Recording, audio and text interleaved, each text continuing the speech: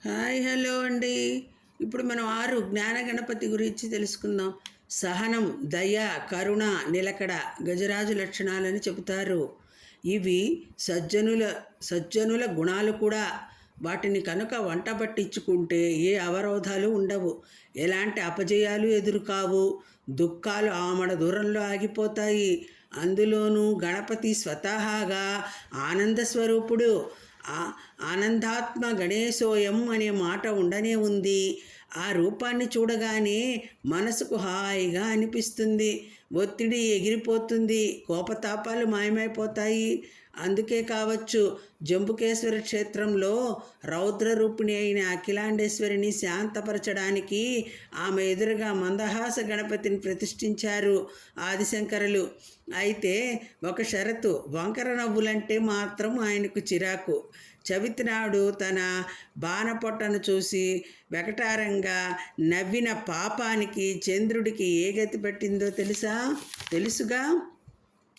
బండాసురుడనే రాక్షసుడి పీడ విరగడ చేయడానికి ఆ బ్రహ్మాండ స్వరూపుడు మహాగణపతిగా ఆవిర్భవించాడు. అలసట, దిగులు, అతినిద్ర, పిరికితనం, ఆత్మన్యూనత, అస్పష్టత, బిడియం ఎవరి విజయానికైనా అడ్డుగోడలే. అందుకే బండాసురుడు ఆ దుర్లక్షణాలన్నీ ఓ చోట గుడిగుచ్చి ఓ విఘ్నయంత్రాన్ని తయారు చేశాడు. దాన్ని దేవతల మీదకు ప్రయోగించాడు. ఇంకేముంది, దేవసేనను బద్ధకం ఆవహించింది. సరిగ్గా అప్పుడే లలితాదేవి శివుడి వైపు చూసి అర్థవంతంగా అరనవ్వు నవ్వింది. ఆ దరహాసంలోంచి గణపతి పుట్టుకొచ్చాడు. బండాసురుడి విఘ్నయంత్రాన్ని ముక్కలు చేసి దేవతలకు ఆత్మవిశ్వాసం ప్రసాదించాడు. నిర్విఘ్నంగా రాక్షస సంహారం ఆగిపోయింది. ఇప్పుడు ప్రతి సంకల్పంలో, ప్రతి యుగంలో ఏదో రూపంలో రాక్షస సంతతి విజృంభిస్తూనే ఉంది. క్రమంగా అసురత్వం ఆలోచనల్ని ఆక్రమిస్తోంది. ఈ సంక్లిష్ట పరిస్థితుల్లో మంచిని నిలబెట్టడానికి ఓ మహానాయకుడి అవసరాన్ని గుర్తించారు త్రిమూర్తులు. ఆ పదవికి గజాననుడే తగినవాడని తీర్మానించారు.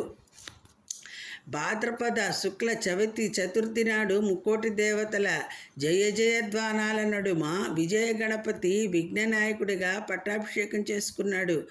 ఆ సందర్భంగా సకల లోకాలు చేతులు జోడించి ప్రార్థించాయి. ఏమని? శుక్లాంబరధరం విష్ణుం శశివర్ణం చతుర్భుజం ప్రసన్నవదనం ధ్యాయే సర్వవిఘ్నోపశాంతయే అని. ఇదండి. వీడియో నచ్చితే లైక్ చేయండి.